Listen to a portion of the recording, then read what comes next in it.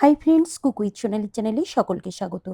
এই যা গরম পড়েছে আর এই গরমে বেশি মশলাপাতি কিছু খেতে ভালো লাগে না, তাই জন্য একটা প্লেন পাতলা রুই মাছের ঝোলের রেসিপি নিয়ে চলে এসেছি।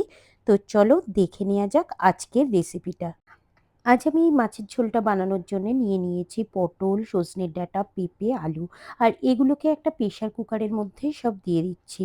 আর একটু সামান্য পরিমাণে জল আর নুন দিয়ে এটাকে একটা সিটি মেরে নিয়ে নিয়েছি 3 পিস রুই মাছ। রুই মাছের মধ্যে একটু হলুদ আর পরিমাণ মতো নুন দিয়ে মাছটাকে ভালো করে মাখিয়ে নেব। প্রেশারটাকে গ্যাস ওভেনে বসিয়ে দিয়েছি আর এদিকে নিয়ে নিয়েছি একটা কড়াইয়ের মধ্যে একটু পরিমাণ মতো সর্ষের তেল নিয়ে নিচ্ছি।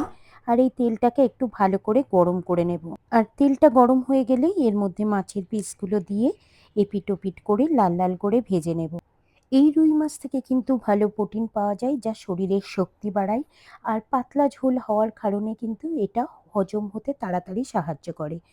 আর রুই মাছের মধ্যে ওমেগা 3 ফ্যাটি অ্যাসিড থাকে, যা হার্ট ভালো রাখতে সাহায্য করে। আর কম তেলে রান্না করার কারণে কিন্তু কোলেস্টেরলও নিয়ন্ত্রণে থাকে।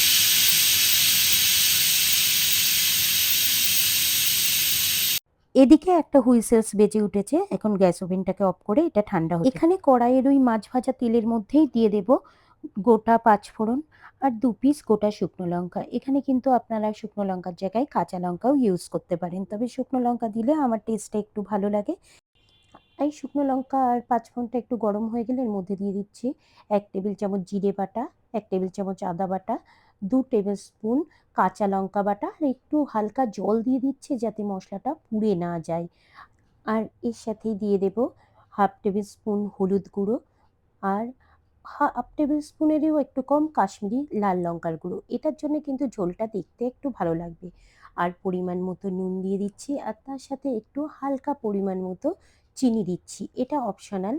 আমার এই ঝোলটা পাতলা ঝোল যেহেতু, একটু হালকা চিনি দিয়ে দিলে ঝোলের টেস্টটা কিন্তু খুব ভালো আসে। একটু নেড়ে চেড়ে নেব মশলার কাঁচা গন্ধটা চলে যাওয়া পর্যন্ত। আর মশলাটা ভালো করে নাড়াচাড়া হয়ে গেলেই এর মধ্যে দিয়ে দেব হালকা সিদ্ধ করে রাখা সবজিগুলো। আমি যে এখানে এই সবজিগুলো ইউজ করেছি, চলো দেখি এর উপকারিতা। পেঁপেতে প্রাকৃতিক এনজাইম থাকে যা হজমে সাহায্য করে। সজনে ডাঁটা ও পটলে ফাইবার থাকে যা কোষ্ঠকাঠিন্য কমায়। পটল, পেঁপে ও সজনে ডাঁটায় ভিটামিন এ ও সি থাকে, যা ইমিউনিটি বাড়ায়। সজনে ডাঁটায় ক্যালসিয়াম ও আয়রন থাকে, যা হাড় ও শরীরের জন্য উপকারী। পাতলা ঝোল ও কম তেল থাকার কারণে কিন্তু এটি অনেক কম ক্যালোরিযুক্ত, তাই ওজনও নিয়ন্ত্রণ করে। এছাড়া এটা কিন্তু ত্বক ও চোখের জন্য উপকারী। ভিটামিন ও অ্যান্টিঅক্সিডেন্টে ত্বক ভালো থাকে এবং চোখের জন্য উপকারী।